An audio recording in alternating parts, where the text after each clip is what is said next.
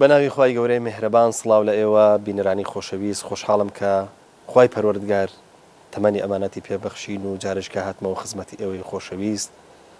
لە پرۆگرامێکی نوێدا لە بەرنامەی ڕوانگە. خۆشەویستان ئەم جارش قسەکردنمان بریتە بێ لە بەئابەت و واتە یاخود ئەوە بڵین ڕانانی یەکێک لە کتێبە گرنگەکان ئەو کتێبانی کە ڕەنگە لە زۆربەی ماڵەکانمانە هەبێ یاخود زۆری نەمان پێی ئاشنابین ئەوش بریتە لە گوڵاوی سەرمۆر. گوڵاوی سەرمۆر ئەگەر لە سیرکەین لە عنوانە یاخود با بڵین لە ناونیشانە عەرەبیەکەیە بریتە لە ڕەحیق المەختوم کە بەڕێز مامۆستا بەکر حەمەد سیدیق وەری جێڕاوە بۆ زمانی کوردی بە کوردی کردووە ناوەکەی بۆ بە گوڵاوی سەرمۆر. قسەکردنی ئەم جارەمان بریتە بێت لە قسەکردن لەسەر گوڵاوی سەرمۆر و لەسەر ئەو بایەخی کە هەیەی ئێوە خۆتان نەزانن کام کتێبە کتێبێکی سیرەیە واتە ژیانی پێغەمبەری مەزن درودی خوای لەسەر بێ ئەجێڕێتەوە و هەروەها ئەو وێزگە گرنگانەی کە لە ژیانی پێغەمبەرە صلی الله علیه وسلم هەیە هەر لە دایکبوونیەوە تاکو وەفات و لە دینیا دەرچوونی. بە میوانداری زۆر بەڕێز بەکر حەمەد سیدیق و وەرجێڕی کتێبی گوڵاوی سەرمۆر یاخود با بڵێن ڕەحیق المەختوم تاوتوی ئەم بابەتاکەین. مامۆستا بەکر زۆر بەخێر بێت. سپاسی جەنابتانەکەم. مامۆستا خۆت ئەزانی خۆت یەکێکی لەو نووسەرانەی کە دەست و پەنجەت لەگەڵ وەرجێڕانیشا هەیە. لە عورفی وەرجێڕانە وترێ وەرجێڕ بریتە لە نووسەری دووەمی کتێبەکە یاخود ئەو بابەتی کە وەریەجێڕێ. تۆ تەبای لەگەڵ ئەم قسەیە؟ تۆ ئێستا بۆ نمونە ڕەحیق المەختومت وەرجێڕاوە بۆ سەر زمانی کوردی و بۆ بە گوڵاوی سەرمۆر واتە لە ڕەحیق مەختومە ئەگەر نووسەرەکە سەفی ڕەحمان نووسی بێتی دەکرێت بڵێن لە گوڵاوی سەرمۆرە مامۆستا بەکر زیاتر دەرەکەوێت. بسم الله الرحمن الرحیم. سپاسی جەنابتانەکەم. من لە وەڵامی پرسیارەکەی بەڕێسەوە دەست پێ یەکەم پێم وانییە کە لە هیچ تێکستێکە وەرجێڕ بتوانێت نووسەر بێ یان بتوانێت وێنەیەکی تری نووسەر بێ تەنانەت بتوانێت سێبەری نووسەریش بێ لە ڕاستیە چونکە ئەو هەناسەی کە نووسەر شتێکی پێدەنووسی غێری و هەناسەیە کە وەرجێڕ شتێکی پێ وەردەجێڕێ. وا دەزانم ئاراستی ئەگەر ئاراستی هەردوو نووسینەکە چ نووسینەکە و چ وەرجێڕانەکەش بە یەک ئاراست دەبێ بە دڵنیایی ئێمە بەست و ناخ و حەز و سۆز و عاتیفەی ئەو دوو کەسە بۆ ڕوانین لەسەر ئەو کتێبە دوو شتی جیاوازە. لەوانەیە وەرجێڕ لە بنەڕەتە مەبەستی لە وەرجێڕانەکە مەبەستێکی پارە و مەبەستێکی بڵین ئابووری هەبێ یاخو مەبەستێکی تارەی لە قەزێکە هەبێ ئەساسەن. لەوانەشە نەخێر بەقەدەر بە ئەندازەی نووسەرەکە خۆی باوەڕی بە ناوەڕۆکی کتێبەکەش هەبێنی. هەندە جاری شوتویانەکە وەرجێڕ کەسێکە خائینە بەرامبەر بە دەقەکە ناتوانێت دەق شتەکە وەربژێڕێ بەڵام ئەستەمیشە بڵم کە وەرجێڕ دەتوانێت نووسەر بێت لە هیچ شێوازەکە. مامۆستا بەکرەکە بمبوری دەکوترێ لە سەرەتایە وەرجێڕ ئەکەوێتە ژێر کاریگەری کتێبەکە ژێر کاریگەری تێکستەکە بۆیە وای لێکا دەبێت بە خولیایی ئەو بچۆنەڵێ ئەو کتێبە بۆ ئەوەی کە جارێککە وەری بژێڕەبی خەتە سەر زمانی ینی دەکشێ ئەوە ڕاست بێ بڵێن مامۆستا بەکر لە سەرەتایە کەوتۆتە ژێر کاریگەری تێکستەکە ئەو جۆرە سیرەی کە لە ڕەحیق المەختومە نووسراوە یا جۆردراوەتەوە بۆیە جەنابەت کردوتە بە کوردی. خۆی هەندێک حاڵەت هەندە جار هەیە ئەو قسێت تەواوە ڕاستەوایە لەوانەیە کەسێک ئاوەتە خواست بێ کە دەقێکی خوێنێتەوە کتێبێکی خوێنێتەوە دەکەوێتە ژێرباری ئەو حاڵەتە دەڕوین و بانقە پڕ لە معلوماتی کە ئەو کتێبە ئەی بەخشێ بە خوێنەرەکەی و وەرجێڕ ڕشوەکو یەکێک لەو خوێنەرانە دەکەوێتە ژێرباری تەسیری ئەو کتێبە دەکرێت ئەم حاڵەتە ئەو هەبێت. بەڵام وەرجێڕ لە هەموو بارێکە ئەو کەسە نییە کە کەوتۆتە ژێرباری تەسیری ئەو کتێبە و لە ئەنجامی ئەوەدا ئەو کتێبی تەرجمە کرد بێ. بەڵام من بۆ خۆم وەکو ئەزمموی شخصی خۆم بە فعلی ئەو کتێبم پێشتر خوێندبووەوە ئەزممونێکم لەگەڵی هەبوو وەختە بڵم جارونیوەک خوێندبوومەوە کتێبەکە ینی جارێک خوێندبوومەوە کەوتمەوە جاری دووهەم و نیوەی خەریب و تاوام کرد کاتی خۆی کاک بەرزان حەمەبین و کاتە بەرپرسی کتێبخانی ڕۆشنبیر بوو باسی کتێبەکەی لا کردم لە ڕاستی حەز و ئارەزوویەکم بۆ دروست بوو ئەمیست کە کتێبەکە بکەم بە کوردی بەڵام خۆتە زانی ئیمکاناتێکی مادی ئەوێ ئەو دەستگایەک نتوانێت بچێتە ژێرباری ئەو مەسەلەیە تۆ ناتوانانی کتێبەکە تەرجمە بکەی. بەڵام من بۆ ئامادەبوون لەگەڵ کتێبەکەیە تەنها وەکو دەقێکی مێژووی یاخو کتێبێکی ئاسایی سەیری کتێبەکەم ناکرد و کولایەنێکی دینی و شتێکی ڕوحانی خۆش دەزانی کتێبەکە خۆی ئەساسەن کۆمەڵێک حەکایەت و هەڵوێستکە و وێزگە و مۆقیفیتیایەکە بەناچاری وکو متدەینێک لەگەڵ ڕۆحیاییت و ئەڕۆیت ینی ئەم هاتون و چوونە لەگەڵ باسەکانی ناوسیرەتە بە هاتون و چوونێکی خۆشە لە ڕۆح ئینسان پێی ئیسراحەتەکە بە تایبەتی کەسێک ئیمانی بە قەزێکە هەبێ و بە دۆسێکە هەبێ ئەساسن لە بنەڕەتە ئەتوانم بڵێم ئەوەی کە جەنابەت دەیڵی وکو هەندی حاڵت دروستە و دەخەو دەقوایە بەڵام مەرج نییە حاڵەتێکی گشتی بێ باش ئەگەر پرسیارەکە ببوورە ئەگەر پرسیارەکە بە ماناجی تر بکەم دەشێ لە لەحزەیەکە تێکستێک یاخۆ با بڵێن کتێبێک سەحرێکی گەورەمان لێ بکەوە بمان خاتر ژێر کاریگەریەکی گەورەی خۆیەوە بەڵام مەرجە بۆ وەرجێر ئەو کاریگەری خۆ با بڵێن ئەو سەحرە بەردەوام بێت تاکو مەسەلەن بۆن منت تا مێژووی ژیانکردنی وەرجێڕەکە من پێم وایە گرنگە کە وەرجێڕ ئەو هەستەی هەبێ ئەو شعوری هەبێ بەلای ئەو ئیمانی هەبێ بە ئەو کتێبە یعنی نەیبێ من وا دەزانم ناتوانێت بە دەقاودەق لەگەڵ مانە و مانای تێکستەکان پەرگرافەکان و مانای وشەکان بە شێوازێکی ڕاستەقینە بڕە و نزیک بەو مانە ڕاستەقینەی کە نووسەرەکە مەبەستی بۆ کتێبەکانی سیرەت تەنها کتێبی سیرەت و مێوژوونین کتێبێکن مانایشی دینی و مانایکی ڕوحانیشی هەیە لای کەسی گیریکە لای خەڵک بە گشتی بۆیە من وا دەزانم هەتاوەکو نووسەر هەتاوەکو وەرجێر بە ئەو هەناسە ڕوحانیە پڕ لە تەدەینەوە سیری ئەو دەقە نەکات بە ئاسانی ناتوانێت ئەو دەقەوە بژێڕە بزانە ئەگەر جەنابەت سێری ئەو کەسانە بکە کە کتێبەکانی سیریان نووسیوە و ئەوانەی کتێبەکانی باز لە سنەتەکانی پێغەمبەر دەکەن صلی الله عليه وسلم کەسانی مؤمن بوون و کەسانی ملتزم بوون و هەتا ڕادی ئیلتیزامی ئەو کەسە لای تۆش گەورەتر بێ بە بڕوای من تەسیرەکەی لەسەر ناخی تۆش زیاتر بێت دەڵی کەسێکی مؤمن بەم قەزەیە ئەم مەسەلەی نووسیوە سیرەتیش بە هەمان شێوە ینی ئەو کەسەش کە تەرجومە ئەکات گرنگە بۆ خۆی کە ئیمانێکی تاوای بۆ قەزەیە هەبێ و گرنگیشەکە خوێنەرەکانیشی بزانن کە ئەو کەسە چەندێک وابەستەی ڕۆحی ئەو جۆرە تێکستە بۆ بۆی کوتانیت ئەو کارە بکە هاوکات بۆ بەردەوامبوونی خودی وەرجێڕەکەش پێویستە کە ئەو وەرجێڕە ئەو حاڵەتە دەرونی لەگەڵی بەردەوام بێت نابێ جۆرەك لە حاڵەتی بڵین تەمبەڵی ڕۆحی ڕووی تێبکات لە نووسینەوە یاخود لە تەرجمەکردنی بابەتەکەی وەگەرنا بە بڕوای من ئەگەر خوێنەری ورد سیری کتێبەکە بکە لەوانەیە لە ناو دەقی کتێبەکە هەست بکات کاوە لە من لە چه حاڵەتەکە تووشی فتور و جۆرێک لە سستی و تەمبەڵی ڕۆحی بوو بم چونکە دەقەکە هەستی پێ ئەکردیانی بۆ نمونە ئەگەر سەرنجی بەڕێز دڕاپێشم بۆ تەفسیری مەنار یەکێک لە تەفسیرە گەورانەی کە دوو مفەسیر تەواویان کردووە تەفسیری جەلالەین دوو مفەسیر تەواویان کردووە لە تەفسیری مەنارە کاتێک کە بازێک دروستە بێ ئەڵقەیەک دروستە بێ لە بینی محەممەد عەبدە و محەممەد ڕەشید ڕەزا بەڕوونی هەست بە بازەکە دەکەیت یانی ئەگەر نەشزانی کە ئەمە کێ نووسیوەتی و ئەو کەدیکان چێ نووسیوەتی بە تەواوی معنە هەست بە هەناسە و بە قوڵی معریفە و بە قوڵی زانایی محەممەد عەبدە و قوتابێکی محەممەد ڕەشید ڕەزا ئەکەی کە لە چیا جیاوازیان هەیە بۆیەوە ئەزانم لە ناو تێکستێکی وەرجێڕاویشە نووسەرێک یاخود وەرجێڕێک هەڵ ئەسێ بە تەرجمەکردن یاخود بە وەرجێڕانی دەقێک بۆ زمانی کوردی سەرباری ئەوەی کە لە ڕووی تێکست و لە ڕووی داڕشتن و لە ڕووی پەرگراف و لە ڕووی بەخشینی مانەکەەوە ئەبێ سەرکەوتوو بێ هاوکات لە ڕووی ڕۆحیشەوە بێ ڕۆحی ئەوەندە بەرز بێ خوێنەر هەست بە ئیسراحەت کە کاتێکە دەقا خوێنێتەوە مامۆستا بەکر ئەگەر قسە لەسەر ناوەکەی بکەین هەم ڕاحقی المەختوم و هەم ئەوەی کە پێگوترێت گوڵاوی سەرمۆر با ئێمە باز لە ناوە کوردەکەی بکەین کاڵێن گوڵاوی سەرمۆر واتە هەم ئەزانین کە گوڵاو مانایەکی تایبەتی خۆی هەیە مانایەکی زۆر هەم پاک و هەم بۆندار و کاڵین سەرمۆریش واتە دەست لێ نەدراوە قسەکەمان لەسەر ئەوەیە کە ئەم ناوە کە بۆم کتێبە هەڵبەژێردراوە ئەوەنە کە جوانی ناوەکە لە پێش چاوگیراوە یاخود بزەبێت ئەمە پەیوەندی بە ناوەڕۆکەوە هەیە ینی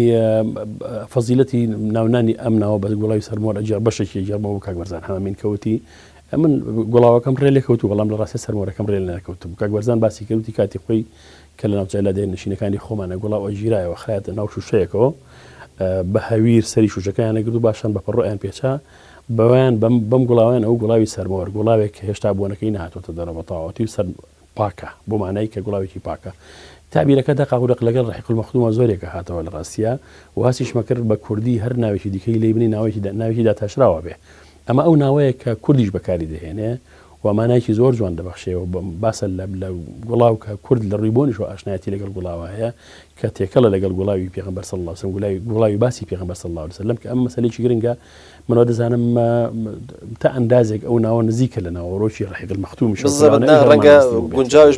لەگەڵ بعدێکی ئاینیشە بعدێکی دینیشە لە گوڵاو بۆ خۆی هەڵگری لە مناسبەتی ئاینی بەڵێ خۆی بۆنێکە لەو وەنانی کە لە مناسبە ئاینەکانیشە بەکارهێنرێ ئەمانە هەموو بە هەند وەرگیراون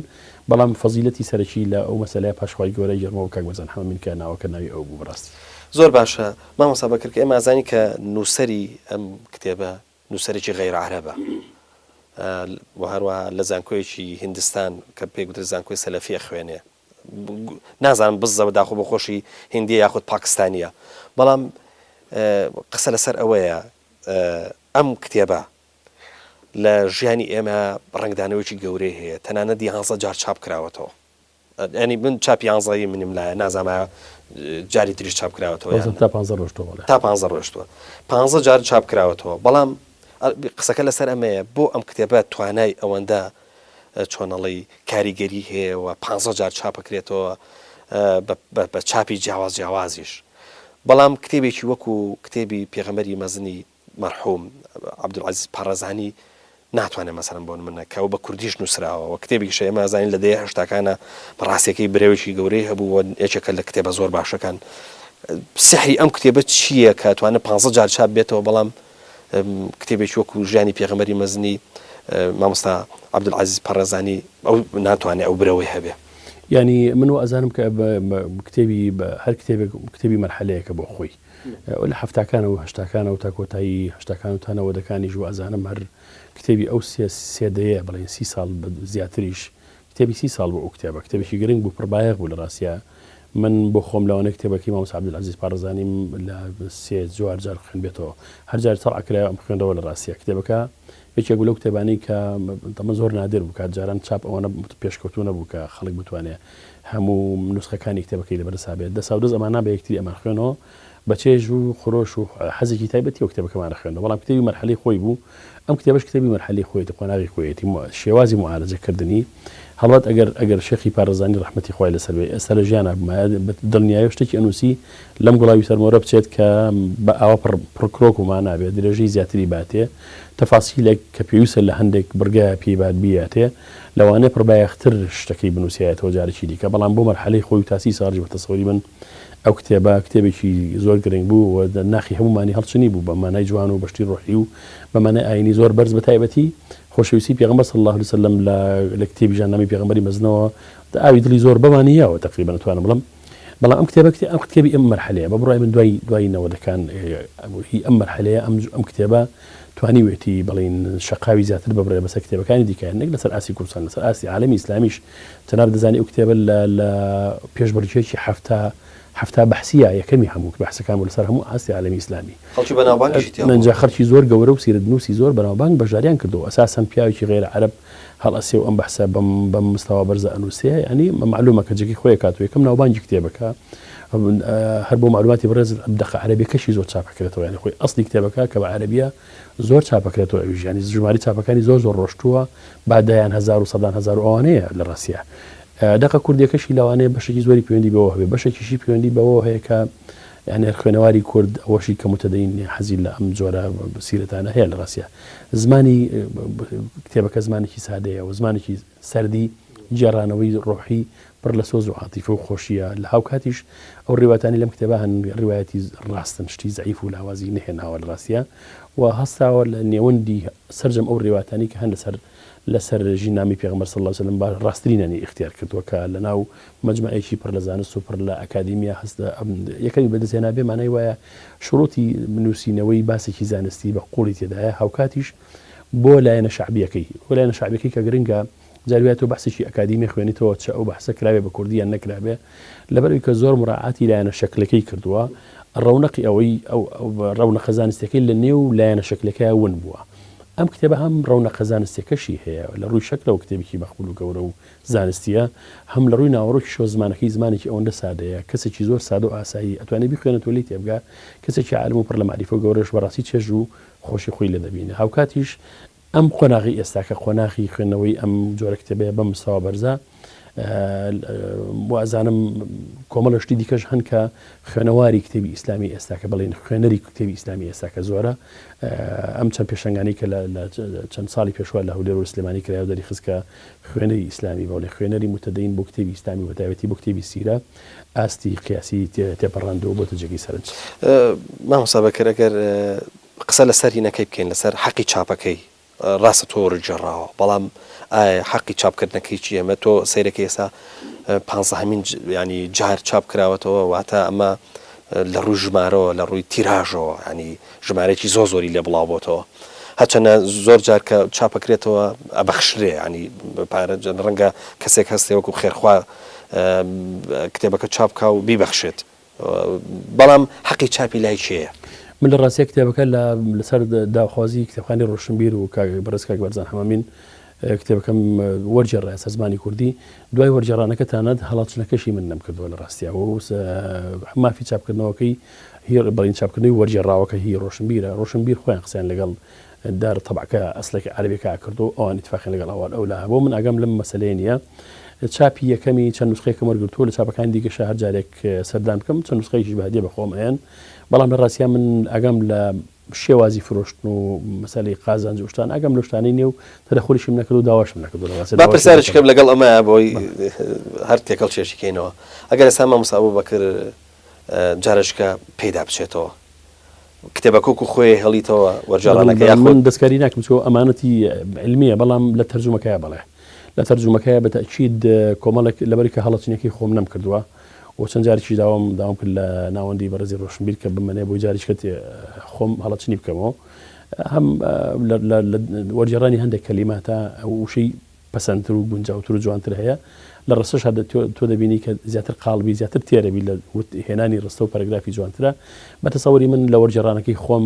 100% ڕازی نیم لەو کتێبەیە ئەتوانم لە 100% ڕازیم لە وەرجێڕانەکەی خۆم هەرچەندە خەڵک زۆری بەدڵە بەڵام من بۆ خۆم وەکو لایەنە عیلمیەکەی شێوازی داڕشتنەکەی حەزەکەم جاریشکە پێیا بڕۆمەوە جاریشکە هەندێک هەڵەی چاپ و هەندێک هەڵەی نووسین و هەندێک هەڵەی ماناش کە زۆر نین ینی تەسیل لە جەوهەری ئەستی کتێبەکە ناکە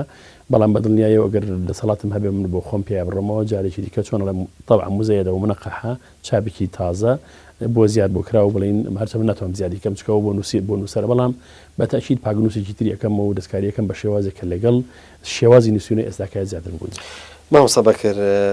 تەمان سەفی ڕەحمان باسی ئەوە کە تویستێتی لە هەردوو لاوە هەم لە بواری درێژدادڕی و هەم لە بواری کوردبڕیە کوردبڕیەکی بێماناوە درێژدادڕێژی دیسان ناپێویست خۆی بپارێزێ بەس ئەڵێ هەندێک جار لەبەر ڕاجایی لە بواری سیرەیە لە بواری جێڕانەوەکانە لە بواری مێژووی سیرەیە بە ئاو بڵین ناچاری کوردم کە دلیلی زیاتر بێنمەوە بە دوواداچوونی زۆرتر بکەم بۆیە ینی ئەندازەیەک ڕەنگە لە هەندێک شوێنە درێژ بێتەوە قسەکەمان لەسەر وشەی ڕاجایی لە سیرەیە بوو یان لە تاریخی جێڕانەوە تاریخی حەدەسەکەیە لە شێواز و ژمارەی ڕووداوەکەیە لە کۆتایی پێهێنانی ڕووداوەکەیە لە ژمارە ئەو کەسانی کە دەوریان بینیوە لە لەوکو بڵین پاڵەوانی چیرۆکەکان بوون لە ڕاستیە من وا دەزانم ئەوەی دروست کردو ئەمە خاڵێکی کەشان جێڕانەوەکان هەمویان بە یەک دەنگ ناجێڕێنەوە ینی چۆن لە فرمودای جێڕانەوەی زیاد لە جێڕانەوەیەک هەیە بۆ حەدەسێک بۆ نمونە باسی زانست ئەگەر کتێبێکی سیرەتی پێغەمبەر سنەتی پێغەمبەر بکەیتەوە صلی الله علیه و سلم لە صحیحەکان بکەیتەوە دەبینی کە لەسەر عیلم لەسەر یەک مۆزوعی عیلم بۆ نمونە زیاتر لە جێڕانەوەیەک هەیە جێڕانەوەکە هەندێک جار پیتێک زیادە هەندێک جار پەرەگرافێک زیادەیە لە ئەسڵی جێڕانەوەکەیە ئەم جێڕانەوەیە چۆن لە سیرەیە هەیە چۆن لە سنەتە هەیە لە حەدیثە هەیە بە هەمان شێوە هەمان مەنهەج لە سیرەشە هەیە من وا دەزانم یەکێک لە هەڵەکانی نووسینەوەی سیرە ئەوەیە کە سیرە جارێک شوێنراوە بە سنەت نووسراوەتەوە جارێکی شوێنراوە بە تاریخ نووسراوەتەوە لە ڕاستیانی حاڵەتێکی تێکەڵە بڵێن هەجینە لە نێوان مێژوو لەگەڵ مەنهەجی نووسینەوەی حەدیثە کە ئەمە هەرێکان دوو منهەجی جیاوازن ئەمە ئەگەر بۆ حەدیث قبول بێ ئەم شێوازی جێڕانەوە لەبەرەوەی کە حەدیث ئەوێ دقەکە دقا و دق خۆی چۆن هاتووە ئاوا نەقلیکەی بەڵام وا تەسەوڕ ناکەم کە بەم شێوازە ئەم شێوازە نووسینەوەیە بۆ سیرە ڕەوا بێ یانوەکو چۆن مؤرخێک مێژوو نووسێک هەموو حەدەسێک لە تاریخەوە هێنە بەبی ئەوەی تحقیق بکات لەوەی کەەوە ئەم حەدەسە ڕاستیان لاوازە جێڕانەوەکەی صحیحە صحیح نییە ئەویش دەرجەکات و ئێنە لاوانشە ئەم منهەجەش لەگەڵ سیرە نەگونجە سیرە علمێکی تایبەتیە خەلیتێکە هەجینێکە لە نێوان شێوازی جێڕانەوەی سونە لەگەڵ شێوازی جێڕانەوەی تاریخ بۆیەوە ئەزانم ئەو جیاوازە هەندێک جار پەیوەندی بۆ حاڵەتەوە هەیە وسیرە دروستەکان بە تاریخ لە تولی تاریخا تاوکە ساکە لە ئیبن هیشامەوە تاوەکو صەفی الرەحمان و ئەوانش کە بە کوردی و بە فارسی و بە عەرەبی ئەنووسن نەیانتوانی لەو منهەجە لابن کە دەمەوێت قسەیشی لەسەر منهەجی نووسینەوەی سیرە بکەم کە ئەو منهەجە بە فعلی پێویستی بە دەستکاریکردن بەڵێ مامۆستا بەکر درێژە بە گفتوگۆکەمانە دەین بەڵام با بچینە ناو بڕێک و دواتر دێنەوە خزمەت بەڵام خۆشەویستان وچانێکی کورد وەرەگرین و دواتر دێنەوە خزمەت ئەوەی خۆشەویست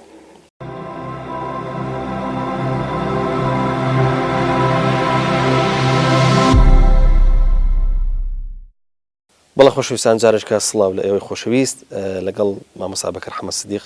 درێژە بە گفتوگۆکەمانە دێن لەسەر کتێبی گوڵاوی سەرمۆر مامۆستا بەکرد ڕەنگە پرسیارێک بکرێ ئایا ئێمە کە کتێبێکی سیرا خوێنێنەوە وەکەوە کتێبێکی مێژووی بخوێنینەوە جەنابەشت ئیشارەتێکی کەمت پێدا لەوەی کە سیرە و مێژوور زۆر لە یەکە چن چونکە ڕەنگە پرسیارەکە ئەوە بێ چۆن لە بەهاو بڵێن لە ڕۆمانێکا پاڵەوان هەیە لە چیرۆکێکا پاڵەوان هەیە ئاواش لە سیرەیە پاڵەوان هەیە وهروەها سەرتەیە جێڕانەوە هەیە بەڵام جیاوازی نێوان سیرە لەگەڵ کتێبێکی مێژوویە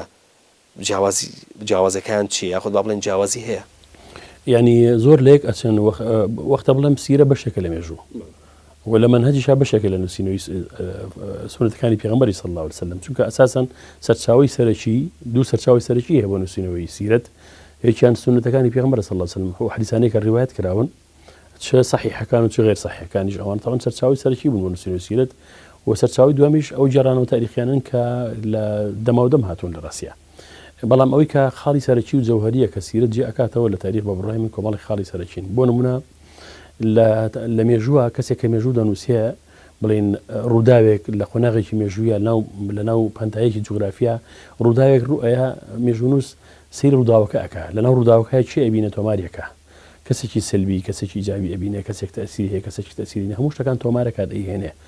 بەڵام ئەو زیاتر گرنگ بە حەدەسەکە ئەیە لەناو ئەو مەقطع مێژوویە کە ئەو ڕووداوە ڕوویەوە باز لەو حاڵەتەکە بەڵام لە سیرەیە پاڵەوانێک هەیە وەکو خۆت فەرموود لەسەرتایە چۆن لە ڕیوایەکە پاڵەوانێک هەیە بزوێنەری ڕووداوەکانە هەموو برگ ئەو توخمە سەرچانی کە لە مێژوودا هەن لە سیرەشا هەن بەڵام وا دەزانم ئەوەی کە خاڵی جەوهەری سیرە جا دەکاتەوە لە مێژوو ئەوەیە کە لە سیرەیە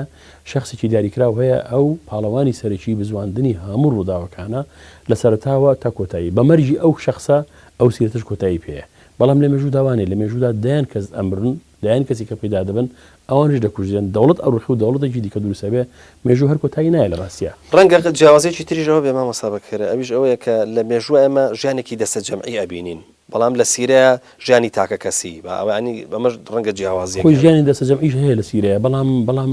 بەڵام تاکە کەسەکە ئەوانیش دەبزوێنێ ئەگەر سەیریکەی بۆ نمونە ئەگەر پێغەمبەر صلی الله عليه وسلم لەو پارچە زەمەنیی کە ئێمە پێ ناویدەنی پارچەی زەمەنی لەدایک بوونی پێغەمبەر صلی الله عليه وسلم پاشان بەعسەت و نبووەت پاشان کۆتایی پێهێنانی ژیانی ئەم پیاوە مەزنە عليه الصلاة والسلام ئەو پیاوە لەو تاریخە دەربێنە شتێک نەبوو ناوی سیرەت بێ ئەوش بەشێکە بوو لە مێژوویەک لەوانە بوو کە قوتابێکی دراساتی عولیا لە بەشی زمانی عەرەبی ڕسالێکی دکتۆرای لەسەر عەزری جاهیلی بنووسیایە خۆ لەسەر شعری عەرەبی بنووسیایە و هیچ وینەک نەبووایە بەڵام بزۆنەری سەرەکی ئەم مەوزوعە شخصێکە کە هەموو دنیای گۆڕیوە یعنی بە هاتنی لەگەڵ ئەو بەعسەتەیە بە هاتنی بوونبوونی بە پێغەمبەر صلی الله عليه وسلم ئەو ڕسالەتی کەیەت نەگەر وەرچەرخان لە ژیانی جزیرەیەکە لە ژیانی هەموو دنیا دروستە بێ ئیمپراتۆریات دەڕوخێ بەڵام بزۆنەری ئەمانە هەر هەمووی ئەم پیاوە عليه الصلاة والسلام دوای فەوتیشی دوای نەمانیشی هەر ئیمپراتۆریات دەڕوخێنێ يعني دوای وفاتی ئەو چەندین ئیمپراتۆری دەڕوخاون دوای ئەو چەندین وڵاتی تر فتح کراوە بۆی وا دەزانم درێژکراوی ژیانی پێغەمبەر صلی الله عليه وسلم تەنها ئەو بەشە نییە دروستە ئەو لە ژیاندا بە ئەو فترەی کە 23 ساڵە لە ژیانی پێغەمبەرایەتیە بۆ تەسیری لەسەر دەوروبەر و محیتەکەی خۆی زۆر بووە بەڵام وا دەزانم دوای مەرجی خۆشی تەسیری لەسەر هەموو دنیا تەسیرێکە هەتاکو قەریب قیامەت دەمێنێ و هەر دەبێت بمێنێ چونکە ئەو آخر ختامی ڕسالاتە و پێغەمبەری خودایە عليه الصلاة والسلام و دەور تەسیری تعالیم و دەور تەسیری ئەو قورئانی ئەو هێنایەتی و فەرمایشتەکانی خۆی هەتا ڕۆژی قیامەت لەبەرەوەی کە ئاینەوە بەشێکە لە بزواندنی کۆمەڵگە هەر ئەو دەور تەسیر ئەمێنێ بۆیە وازانم سیرەتی پێغەمبەر صلی الله عليه وسلم کاڵم سیرەت مەبەستم پێی جاکردنەوەیەتی لە سیرەی کەسێکی ئاساییتر سیرەت هەیە هی پیاوێکی سیاسیە هەیە هی کەسێکی شاعیرە دروستە ئەوانش لە کاتی خۆیان دەور تەسیری خۆیان بووە بەڵام دەور تەسیری پێغەمبەر صلی الله عليه وسلم تەنها بزوێنەرێکی سەرەکی نییە بەڵکو کاریزمایەکی سەرەکیە کە هەتا وەکو ئێستاکەش سێبەری ئەو کاریزمایە بەسەر عالەمی ئیسلامی و بەسەر غەیری عالەمی ئیسلامی شڵەگیارە مامۆستا بەکرد لەم کتێبەش ئەوە بینرێ زۆرێک لە ئەوانەی کە سیران نووسیوەتەوە ئەوەندەی کە خەمی ئەویان بۆ کە چۆنەڵی ساتە وەختی یەکەمێ بە دنیا هاتنی کەسەکە تاکو کۆتایی کە لە دنیا دەرەچێ ئەم ژیانە ئاها بنووسنەوە وەکو سەردێ وەکو کۆمەڵێک زنجیرەی پێکەوە گرێدرا و ئەوەندەی کە لە خەمی ئەوە بوون کە ئەمە ون نەکەن بە درێژایی جێڕانەوەکەیان ینی ساتێکیان لێون نەبێت لە ژیانی کەسەکەیە ئەوەندە چۆنەڵی خەمی مەوزوعەتی بابەتەکان نەبووە واتە ئەو کەسە هەستاوە بەوەی کە ساتی لە دایک بوونەوەکەی درێژە بێتەوە تاکو و لە دنیا دەرچوونەکەی هەمووی گرێداتەوە بە یەک جاری وایە گەڕاوە بەوەی کە ینی هەچەنە لەم کتێبە ئەبینی مەسەلەن فترەی وایە مەسەلەن بۆ نمونە هیچێک لەوانەی کە فترەی مناڵی پێغەمبەر صلی الله علیه وسلم لەگەڵ ئەوەی کە وحی بۆ دێ کابێ بە 40 ساڵ لە پڕێکە تووشی ئەم دابڕانە بیت بەڵام زۆرتر سیرە ئەوان نووسراوەتەوە ینی مەوزوع ئەوە نەگەڕاون بە دوای مەوزوعیەتە بەڵکو ئەوەنەی کە خەمی ئەوان بۆ چۆن زنجێرەی هەمووی بەیەکەوە لێک بدەن ئەمە تا چەند چونکە جەناب دوستیش لەسەر منهجیەتی نووسینەوەی سیرەش قسە بکەیت تا چەند ئەمە منهجیە لە نووسینەوەی سیرە ئەو خاڵە هەمان ئەو خاڵەیە کە ئەوانەی کە فەرمودەکانی پێغەمبەریان کۆ کردوەوە صلی الله عليه وسلم و داڕشتەوە جارێکی کە بڵین مەبەستم پێی دانانەوەیەتی بۆ سەردی کە ئێستاکە لە کتێبەکانی و مەسانیدەکانە هەیە مەسانیدەکانی حەدیثە هەیە لەوانەیە هەر ئەو منهجە بێزاڵێ بەسەر شێوازی کۆکردنەوەی ڕووداوەکانی ژیانی پێغەمبەری صلی الله عليه وسلم ئەوان دروستە وەکو ڕوودا و ئەوە سیرەتی نووسیەوە ئەوشان حەدیث کۆکاتەوە سونەت کۆکاتەوە بەڵام بەڕای من هەردووکیان بە یەک ڕۆح لەگەڵ مۆزوعەکە چون بە یەک منهج معالەجی شتەکەیان کردووە ئەو بەدوای ئەوە ڕۆشتووە کە چۆن لە علمی ڕیوایە محاولە کات کە ئەم پیاوە لەم پیاوە ئەو پیاوەکە ئەم ئەڵقانە هیچی ون نەبێت تا ئاگاتە پێغەمبەر صلی الله عليه وسلم لە ڕووداوەکانی سیرەشە بەدوای هەموو ئەڵقەکانەوە هەتاکو بزانێت لەسەر لە ڕووداوی فیلەوە هەتاکو ئەو ڕۆژی پێغەمبەر صلی الله عليه وسلم وفاتەکە نابێ ئەڵقەیەکی ون دیار بێ بەس خۆی ئەم منهجە دروستە لەوانەیە هەندێک لایەنی ئیجابی و گرنگی هەبێ بەڵام ئەوەی کە زۆر زەقاوە زۆر ونە لە نووسینەوەی کتێبەکانی تاریخە ئەوەیە کە کەسێکی بێگانە بۆنە کەسێکی ناموسڵمان کە سیرەتی پێغەمبەر دەخوێنێتەوە تێدەگات کە محەممەد صلی الله عليه وسلم بۆ پێغەمبەر و کەسێکی زۆر کاریزما و کاریگەر بووە و توانیوت سحری کەلیماتی ئەم کائینە گەورەیە بە دەرەجەیەک بۆ خەڵک ئامادەی تیا بۆ بمرێ بەڵام بۆ لەحزەیەکیش ئەو پێغەمبەرە پەنجەیەکی عەلەیهی سەڵات وسەلام پەنجەیەکی دڕگێکی پیانەچێ لەمە تێگا بەس تێناگات ئەم پێغەمبەر باسی چی کردووە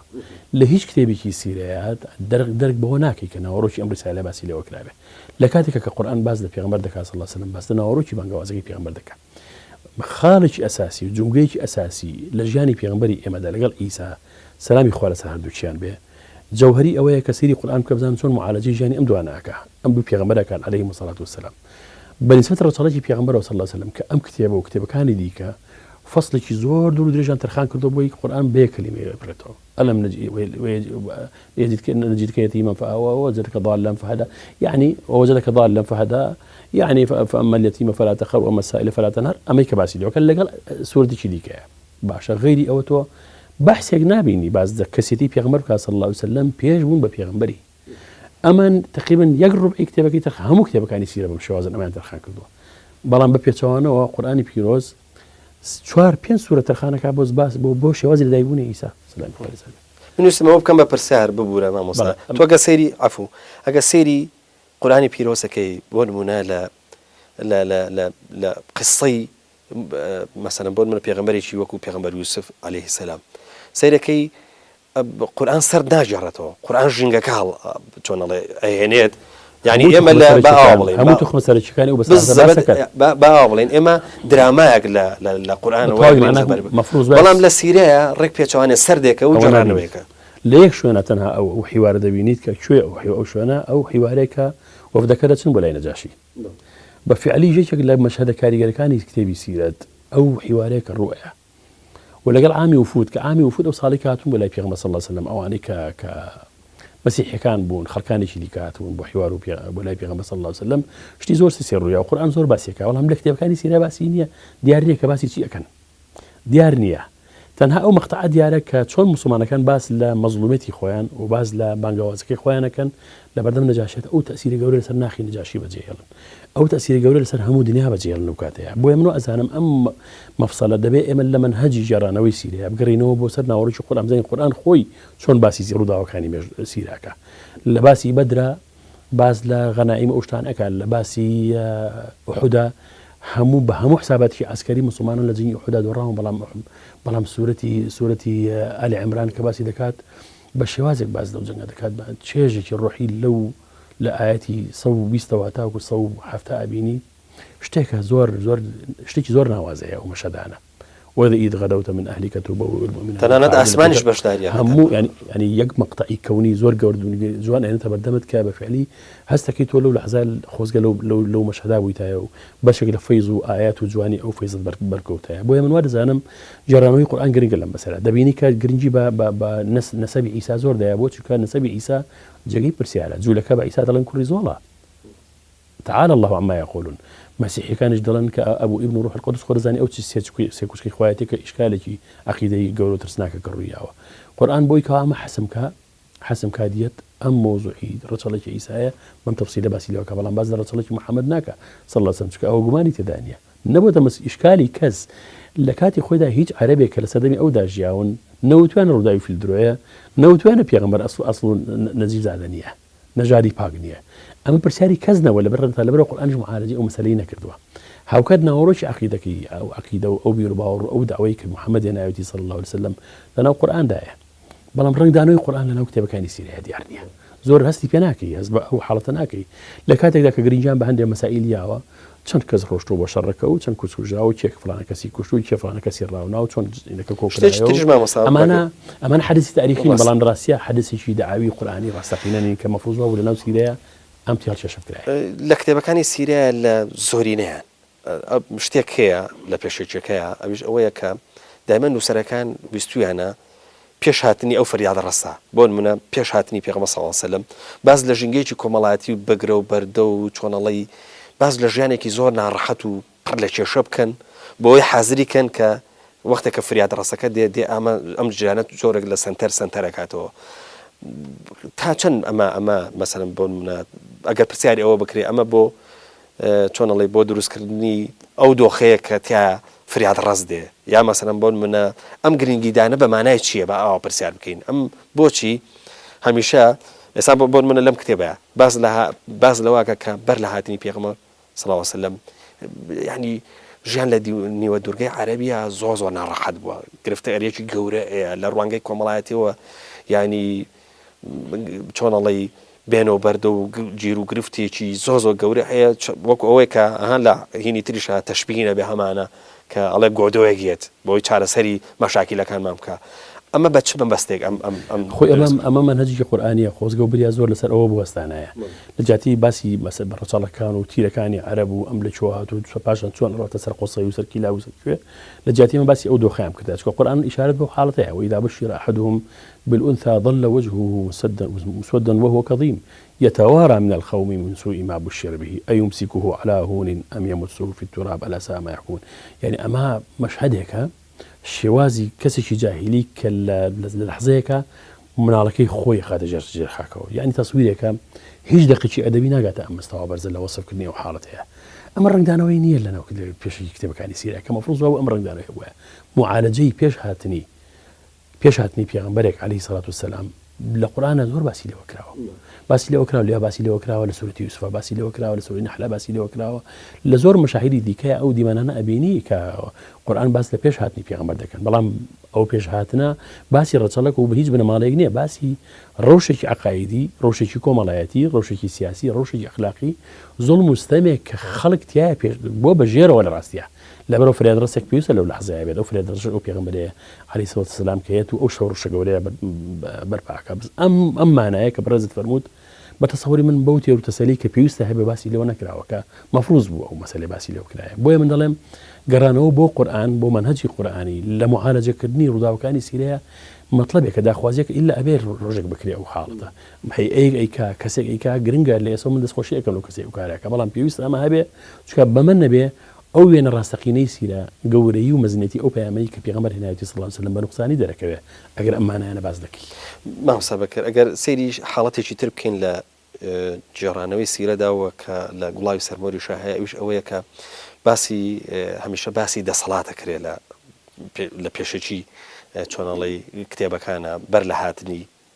چۆنەڵی ئەو فریاد ڕەسانەی کەیت ئەوش ئەوەیە کە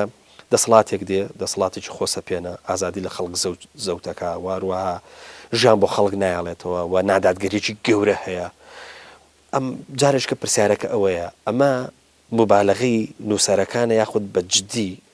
چۆنەڵی ئەو شتە واریدە واروەها بەر لە هاتنی چۆنڵی بە ئاوا بڵێن بۆ کتێبەکەی خۆمان بگەڕێنەوە بۆ گوڵاوی سەرمۆر بەر لە هاتنی پێغەمبەر صلی الله علیه و سلم نیوە دوورگەی عەرەبی لە ڕووی دەسەڵاتەوە تووشی ئەو داڕوخانە گەورە بوون و تووشی ئەو ئیستیبدادە گەورە ببوون کە پێغەمبەرێک حازر بێ بۆ ئەوی بێ و ئەم جۆری دەسەڵاتە ئەم ئیستیبدادە تێک بشکێنێت خۆی ئەگەر سەرنج بی لە ئەو کتێبانەی کە لە سەردەمی جاهیلیە بڵێ کتێب سەردەمی جاهیلیە نەنووسراوە بەڵام کۆمەڵێک شعر هەبوون کە شعری معلقات بوون منە حەوت شعر هەڵواسراوەکەی ناو کعبە یعنی ئەوکو تێکستێکی ئەدەبی پارچەیەکی ئەدەبی و فکری عەرەب ئەوەی لێ دەرچێ شتێکی نەبووە کە ڕۆشن بێت ڕوون بێ بۆنی ئەوەی لەبێت کە عەرەب دەتوانێت قیادی ومەتانی دیکە بکات لە هەموو دنیاە بۆی پێشیان بخە نەک هەرەوە خۆی لەناو غەرقی زۆڵم و ستەم و ژیانی کۆیلایەتی و ژیانی دوور لە خوای و ژیانی یەکتر چەوسانەوە کوشت و بڕبووە یعنی ئەو سەراعاتانی کە لەناو مەککە و لەناو جزیرە و لەناو ئەرزی حیجازە بۆ سەراعاتێک بووە نکۆلی لە ناکرێت بگرێت لە زۆر لەوە تاریکتر و ترسناکتر و خێناویتریشە کە هەندێک نووسەر باسییان لێوە کردەوە بەڵام ئەو ڕۆشنایی تروسکە ڕۆشنایی کە هەیە ئەو شارانش لە ڕاستیا تێکسێکی ئەدەبین ئەوەندە باز لە خۆشەویستی و مەسائیلی ئافرەت و خەمریات و شتانەیە باز لە شتێک نییە کە معالەجی ڕاستەقینە بکە کە لە خۆناغێکا شیعر توانیوێتی زۆر شتی گەورە هەیە معالەجی بکە و چارەسەری بکە و شتی گەورە و ڕێی جوان بێنێتەکایەوە بەڵام بەدڵنیاییەوە ئەگەر پێداویستێکی ڕاستەقینی نەبووە لە ڕووی ئینسانیەوە لە ڕووی ئەخلاقیەوە لە ڕووی سیاسیەوە لە هەموو ڕۆکانی حەزارەتی بەشەریەوە ئەستەم بوو ئیسلام بتوانێت لەناو وڵاتێکی ئاوای هەجێکی خۆی بکاتەوە دەبینی ئەگەر سەرنج بی بەڕێزت ڕیسالەی ئیسا سەلامی خوای لەسەر بێکەیەت ڕیسالە ئیسا ڕسالەتی ڕۆحی پەروەردەیی بووە ئەحکامی تێدا نییە هەموو ئینجیل بخوێنەرەوە بەوەشەوە کە قورئان باسی لێوە دەکات جگە لە تەوحید تەوکیدکردنەوە لە ڕسالەی تەوحید تەکیدکردنەوە لەسەر ڕسالەی پێغەمبەرانی پێشوو ئیسا باز لە خۆی دەکات باز لە شتە قیمی ڕوحی دەکات پەروەردە و ئاوا بکەن و چاک بکەن و پەیوەندیتان بە مەلەکوتی ئاسمانەکان و زەویەوە هەبێ لەبەر چیشە ئەم مەسەلەی کردووە بەریکە فعلی نظامێکی دەوڵەتی موسساتی پڕ لە یاسای تێروتاو لە کاتی خۆی هەبوو کە ئیسا هاتووە ئیسا نهاتووە ئەو نەخسە تەواوکە هاتووە ئەو بەشەی کە لەو حەزارەتیانێ کە بەشە ڕۆحیەکەیتی ئەو بەشە تەواوکە بەڵام کە پێغەمبەری صلی الله علیه وسلم جزیرە عەرەبی خاڵێ لە هەموو ئەوانە خاڵێ لە دەوڵەت خاڵێ لە مانای ڕۆحی خاڵێ لە مانای ئەخلاقی خاڵێ لە مانای عەدالەتی ئینسانی خاڵێ لە مانەکانی مرۆڤ لەبەرەوە مەفروض وای ئەم ڕسالەیە بێت ئەمانە هەموو پڕ کاتەوە لە ڕاستیەوە پڕیشی کردەوە بۆی وا دەزانم یعنی ئەوەی کە دەوترێت لەسەر زوڵمی عەرەب بۆ خۆیان و بۆ خەڵکانی دەوروبەری خۆیان و ئەو نادادین و عەدالەتی کە لە کاتی خۆیان بۆ شتێکە نەک مبالەغەی تێدا نەکراوە بەڵکو هەندێک لایەنی گرنگیش هەیە کە باسی لێوە نەکراوە ئەگەر تەنها ئەو مەشهەدە قورئانی کە لە پێشە باسم لێوە کە مەشهەدی ئەو زیندە بەساڵکردنە بێنی بە بڕوای من تەنها مەشهەدێکە بەسە بۆ ئەوەی کەوا پیشانت با کە خەڵک چ تەسەوورێکی تاریکی بۆ ژیان و بۆ ئینسان و بۆ مرۆڤایەتی هەبووە مەحسابە کرد یەکێکە لەو دیاردانەی کە دیسان کتێبەکەش گرنگی پێداوە نازانم دەکرێت بڵێن دیاردەیەکی ئەندازەیەک ناوازە یاخود با بڵێن سەیرە لە نیوە دوورگەی عەرەبیە ئەویش ئەو دیاردەی بتپەرستیە یعنی تۆ سەیرەکەی لە مەککەیە لە ناو نەوەکانی ئیسماعیلیدا کە ئەوان بە دینێکی یەکتاپەرستیا تێپەڕیون و هەروەها چۆنەڵی یەکتاپەرست بوون بەڵام سەیرەکەی دوایی لەسەر مەسەلەن دەستی پیاوچاکییان کە ناوی عەمرە و سەرۆکی خێڵی خوزاعەیە دێتە شام دوجار بتێکیان بۆ ئەباتەوە بۆ مەکە بە ناوی هوبەل یعنی قسەکردن لەسەر ئەوەی کە ئەم حەزید بتپەرستیە ئەم چۆنەڵ ئارەزووی گەڕانەوە بۆ بت و بتپەرستیە لە چیوە سەرچاوی گرتووە لە نیوەی دوورگەی عەرەبە خۆی کاکە مەسەلەی بتپەرستی لە ڕاستی ئەگەر بە مانە شاملەکەی سێری بکە ئیشکالەتی بتپەرستی ڕاستەخۆ پەیوەندی بە خواپەرستیەوە هەیە بە معنای ئەوە بەڵام شێوازەکە هەڵە دەکەن ئوسلوبی خواپەرستیەکان هەڵەیە ئەجنا بتپەرستێکیش قەناعەتی بەخوای خۆ قورئانی پیرۆز خۆی اعتراف بە حەقەکە لئین سألتهم من خلق السماوات والأرض ليقولون الله باش ما نعبدهم إلا ليقربونا إلى الله زلفى ئەمانە بۆیە دەپەرستین بۆی کەوا لە خوا نزیکمان بخەنەوە یعنی بەمعنای ئەوە ئەوان خۆیان لەبیر نەچووە بەڵام شێوازی خواپەرستیەکەیان کە ئەمە یەکێکە لە ڕسالە سەرچەکانی پێغەمبەر صلی الله علیه وسلم هەموو پێغەمبەرانی کلیشەکان ئەوە بووە یەکەم جارێکی دیکە خوا بناسێنەوە بە مرۆڤایەتی پێوەڵە خوددا ئەوە پەرسترێ و ئەم منهەجەی کە تۆ خواپەرستی بێتەکەی منهەجێکی هەڵەیە خۆ ئێستا مشکپەرستی هەیە بەرازپەرستی هەیە ئاگرپەرستی هەیە ئەستێرەپەرستی هەیە فریشتەپەرستی هەیە شەیتانپەرستی هەیە ئەمانە هەموو پەرستنن بەڵام هیچێک لەوانە ئینکاری خالق ناکە ئینکاری خالق ناکە بەڵام منهەجی پەرستنەکەی منهەجێکی هەڵەیە بەپی منزورە قورئانیەکە منزورە قورئانیەکەش بۆ هاتووە کە وەسیت لە بینی مرۆڤ و لە بینی خوا نەهێڵێت کەواتە وەسیت نابێنێ ئەو وەسیت عفوکە ئەو وەسیتە بەرد بێ دار بێ مرۆڤ بێ ئەولیا بێ پێغەمبەرێک بێ خەرچێکی ئاسایی بێ خەرچێکی بێدینیش بێ وەکو یەک وایە مەسم پێی وەسیتەکەیە مەوسم پێی وەسیت نابێ وەسیت لە بینی خوای گەورە و لە بینی مرۆڤەکان کەواتە دەشکرێ بڵێن ئەوان لە غیابی وەسیتەکەیە زۆر جار گەڕاونەوە بۆ بتپەرستێکە یعنی ئەو لەحزەی کە زانیوانە پێغەمبەرەکەیە پێغەمبەرەوە بزانە باس بکەم ئەگەر بتپەرستەکان ئەدەبیاتی ئەوان بخوێنیتەوە مەسەلەن بەتایبەتی ئەدەبیاتی کۆنفۆشیۆسیەکان و ئەوانەی کە دینی بوداییەکان کە لە ئەوانە هەن زیاتر باز لەوە دەکەن کە ئەو کائینەی ئەوان دایانناوە ئەوە کائینێکە ڕۆحی خودای تێدایە لە ڕێی ئەوە ئێمە لەگەڵ خوا قسەیەکەین لە ڕاستیە ئەمانە ئەمەش لە هەندێک تەوائیفەکە یەک کە قەبرێک دانێەوە لە پاڵ قەبرەکە دانیشەوە لە من ئەم قەبر ڕۆحی ئەوەی تایە من وازانم لە ڕووی منهەجەوە یەک منهەجە من لێرە قسەکەم لێرە سەر ئەوە نیە کە کەسێک بەغەڵەت بزانم یا کەسێک بە باش بزانم بەڵام دانانی قەبرێک و بۆی دابینی لە خوا دزی بکاتەوە لەگەڵ دانانی بتێکەوەی لە خوا دزی بکاتەوە یەک منهەجە یەک شێوازی معالەجەکردنە بەڵام حەق ڕاستەقینە ئەوەیە کە ئینسان خۆی بە بچووک نەزانێت خۆی گەورەش هاتووە بە تۆ دەڵێت تۆ بچووک نیت ئەوە تا من گوێت لێ دەگرم وإذا سألك عبادي عني فإني قريب أجيب دعوة الداعي إذا دعان فليستجيبوا لي وليؤمنوا بي لعلهم يرشدون يعني تو خدای گەورە ئەم بانگەوازت بۆ دەکات تکایە وەسیتەکان لابن پێویست ناکە ئەو وەسیتە باشە خراپە لای بە تۆ لەگەڵ من قسە بکات چونکە من خدای تۆم و بانگەوازی تۆم گوێ لێیە ئاگام لێتەوە وەڵامی هەموو پرسیارەکانی تۆ دەدەمەوە ئەو ئیشکالەتی کە لە بۆ کەسێکی مشریک دروستە بۆ کەسێک کە بتپەرست ئەبانەڵێ مشریک بتپەرست دروست ئەبێ لەوانە پیان ناخۆش بێ بەڵام بەهەر حاڵ پیان ناخۆش دە پیان بڵێ بتپەرست بۆ بتپەرست دروستە ئەو پێی وایە کە دەستی ناگاتە خوددا عقیدەکەی بیر و باوەڕەکەی وای پێ دەڵێ کە دەستی ناگاتە خوا یان لە غیابی دینە ئەو حاڵەتی کە قورئان ناوی دەنێ فترة الغياب بمعنى على فترة من الرسل يعني على انقطاع من الرسل او فترة كتيدا بيغمبرك وين دبيتا بيغمبر شي ديكا بيدا دبي ناوروش او بيامي بيشو حكمك له فترة زمنية ام فترة بيوتري قران ناوي الفترة يعني فترة انقطاعك كتيدا يعني اولي لو فترة جاري او من ذهبوا او دسيا ود بفرسي حالتك سامريكا لقوم بنو اسرائيل الرؤيا شنو روج غايب موسى عليه السلام بيغمبر شي لا بجيشتن دسيا كتب جوارك برستن پێداویستی مرۆڤ بۆ پەرستنی خوددا بۆ گەڕان بە دوای وەسیلەیەکە کە زۆر لە خۆدا نزیکی بکاتەوە پێداویستێکی بەشەریە لە مەودای دوور و درێژی تاریخا دروست بووە لەبەرەوە خەڵک ئەگەر بەردیشی دەست نەکەوت بێ خوڕماکەی بەردەستی پەرستووە یان شتێک کائینێکی پەرستووە کە لە ناونەخی خۆیدا بە گەوری زانی بێ بۆیە هەندێک لە چەپەکان و مارکسیستەکان کاتی خۆی کە لە هەفتەکان ڕخنیان لە متدەین دەگەر ئەیان و حاجەی خوداپەرستی وەهمێکە وە لە ڤلادیمیر لێنین قسەیەکی هەیە کۆن ئەمە مەشهورە زۆر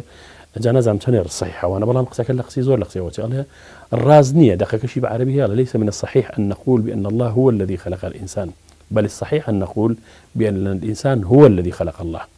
رازوانيه كاين بلين خدا مروف يدرس كدو راستر اوي كبلين مروف خوي بو خوي دا تشيوا يبينيكي بو خدا دا تشيوا چكو حاجي بو هي كسب برستي لا سردمه كان جا تفسيري ساوي الكوزور ساده هنا مروف ولا سردمه كار له هو تريش خاطر ساو هو تريش خي برستوا اجل شي درندي بينو لا اجل كتر ساو جا خو استاكا لا له هو تريش خاطر سينو لا اجل شي ترسي يبو خو برستي كذا تعرف منه برستي والله فعلا زعلان كي كم زار تعرف يا ولا لا منطقه بلاسري شارزولا روشتبو منطقي عبابيلي اواني بردمان كتبو طبعا بيشتر سليماني بردمان كتبو كبلاسري شارزوات يبرو خلق تيان وان زاني خدا وزيوه چکه ناندي ورتنكي او غورو جسمي كي وانا غورو باسمانه بفره بو خلق وعي خلق بو شواز اقل لا سردمه كاتو اوات تفسير كبير ما قلنا حدا بنشي معناي دين مفهومي عين لتاريخها لسردمي 4000 سال بيش ساكوالي كي بيت والله لبروي الهورتش قدر سوا لبرو دين زاناو ما مسابقه ببونا كاتم زور كما رنقه بتوان يكبر ساري تربكم ايش اويك دغوترين نوسر بلانيه هەموو نووسەرێک بەها بڵێن لایەنداریەکی هەیە بە تایبەتی نووسری بواری مێژوو کە زۆر جار قسە لەسەر مێژوو ئەیە کە دەسەڵات دەینووسێتەوە بەڵام ئەگەر قسەمان لەسەر ئەم کتێبە بێ ئێمە بۆ خۆمان باشە زانین لەوەی کە وەکو لە ڕابردووشا باسمان کرد لە چۆنەڵی لە وڵامی پرسیارەکانی پێشوە جەناب چۆنەڵی لەسەر ئەو اختلافە یاخود با بڵێن ئەو ناکۆچی کە لە بواری سیرایە هەیە تا ئەندازەیەک ئەو یاخبا بڵێن ئەو بەراوردکاری یاخود با بڵێن ئەو هینەی کە مەسەلەن لەسەر هەموو با بڵێن پنتەکان هەمومان کۆگنین یاخود با بڵێن ئەوەی کە جەنابەت ڕەبت کردەوە بە بواری فەرمودەشەوە کە فەرمودەکان لە جێڕانەوەک و بۆ جێڕانەوەیەک ڕەنگە جیاوازیان نەبێ قسەکە لێرەیە مامۆستاوە کرد ئەویش ئەوەیە کە تا چەند ئەم نووسەرە لە بواری ململانەکانی ناو سیریا یاخود با بڵێن ناو مێژووە تا چەند توانیوێتی هاوچەشەیەک بدۆزێتەوە کە ئەندازەیەکی زۆر لایەنداری مەوزوعێک نەکات یعنی من ناتوان بەجاتی وەرجێڕێکی دیکە و قسە بکەم بەڵام من بۆ خۆم وام بۆ خۆم نەتوانیوە لە کایەکانی کایەکانی مبارەک فوری دەچمە دەرەوە چونکە من متەرجیمم بەلانی کەم بۆی پێم نڵن خائینە ئەبێ وەکو خۆی تەرجمەیکەم لەوانەیە هەڵم کردبێت لە هەندێک ئەگەر کوتمان هەست بەوە کردووە کە ئەمە لایەنداریت هەیە هەر نەکرد لایەنداری هەر لەسەر ئەو مەنهەجە ڕۆشتوم کە ئەو دەیناوە ئەساساً بۆ خۆم وا ڕۆشتوم لەقە و حەزم لە کتێبەکە و حەزم لە مەنهەجەکەشی بووە لە ڕاستیە هەرچەندە ئێستا کۆمەڵێک سەرنجم هەیە لەسەر شێوازی جێڕانەوەکەی و پیاوە مەزن و گەورە ئەگەر لە ڕۆژ لە ڕۆژان بیبین و لەوانەیە و سەرنجانەی پێ بڵم بەخۆی یعنی کە ئەوای هەندشتی ئاوە معالەجە نەکردە ئاوە معالەجەی کردە هەندشتی نهێنایە کە هێناوێتی و هەندشتی گرنگ هەیە کە پێویست بوو بهێنانێت کە لە قورئانە و باسی سیرەتەوە ئەو نەیهێناون لە ڕاستیە بەڵام بەدڵنیایی من و ئازان زۆربەی هەر زۆری ئەو وەرجێڕانەی کە کتێب وەردەجێڕن زۆر لە هەست و هەناسە و حتا شێوازی بیکردنەوەی ئەو کەسە نووسکە کتێبەکەی نووسیوە بە خۆم واوم لە ڕاستیە حەزم کردوم حەزم لەو شێوازە نووسینە بووە لەبەرەوە حەزم کردەوە کتێبەکەی وەربژێڕم و کتێبی دیکەشم وەرجێڕاوە لە ڕاستیە هەر بە هەمان شێوە بەیانی لەگەڵ ئەوش بۆ چوو نابوو کتێبێکی لە مەخێری مامۆستا سامر عەبدولعەزیزم وەرجێڕاوە بە کوردی کە باسی تونندڕەوەی کتێبێکی زۆر گرنگ بوو نایە ئینشەڵڵا کەوێتە بازاڕۆ لە ڕاستیە زۆر بە تاوی معنە لەگەڵ زۆربەی زۆری قەناعەتەکانی مامۆستا عومەران بۆیە کتێبەکەی وەرجێڕاوە ئەمەش لەوانەیە بۆ زۆرم سەر ڕاست بێ جا نازانم بۆ هەندێک نووسەری دیکە کە بۆم بەسێکی دیکە کتێبەوە گردەجێڕن مەسەلەن بۆ نمونە دار و طیباعەیەک دار و نەشرێک داواکە لە کۆمەڵێک نووسەر فڵان کتێب اختیارکردن هەڵی بڵین تەرجمەیکەن بۆ مەبەستێکی ئابووری ئەوە مۆزوعی جیاوازە بەڵام ئەو کەسەی بە قەناعەتی خۆی کتێبێک تەرجمە دەکات بە بڕوای من ئەبێ زۆربەی بۆچوونەکانی و ئاراکانی و قەناعەتەکانی خۆی لە قەناعەتی نووسەر ئەسڵێکە بچێت مامۆستا ببوورە من ناتوان پرسیاری دیکە بکەم بەس ئەگەر شتێک کە چۆنڵی لە بیرمان کرد بێ یاخود تۆ بە گرنگی بزانی سەبارەت بە کتێبی گوڵاوی سەرمۆر دەکرێت لە خولەکێک دوو خولەکە جەنابەت کەمتر لەوەش من داخوازیەکەم لەڕێ بەرنامە شکۆدار و بەڕێزەکەی بەڕێستان و شخصی جەنابیشتەوە هەیە کە بۆ کتێبخانەی ڕۆشنبیر و تکایان لە دەکەم کە کەسی دەکەم بنێ بۆی جارێکی دیکە پێداچینەوەیکی لەسەر بکەم بۆی کامەڵتر و جوانتر بێرچەند کەماڵ بۆ خۆی گەورەیە بەڵام دەستکاریکی بکەینەوە بۆی کەوا هەندێک دەستەواژە و هەندێک وشە و هەندێک پەرەگراف کە پێویستی بە دەستکاریکردنێ دەستکاری بکەین بۆی کەوا جوانتر و کامەڵتر بێ بۆی شتێک بێ لایق بێ بە ئەو شان و شەوکەتی ژیانی و پێغەمبەر مەزنی کە دنیای ئێمە و ژیانی ئێمە و دوا ڕۆژی ئێمەشی ڕۆشن کردەوە زۆر بەڕێز مامۆستا بەکر حەمەد سەدیق وەرجێڕی کتێبی گوڵاوی سەرمۆر زۆر سپاس دەکەین سپاس بەوەی کە وەڵامی پرسیارەکانی ئەم جارێ ڕوانگەدایەوە سپاسی دەنابتەکەم وڵە خۆشەویستان بەم جۆرە گەشتینە کۆتایی بەرنامەی ئەم جارەشمان تاکو و پرۆگرامێکی دیکە بەخوای گەورەتان ئەسپێرم خواتان لەگەڵ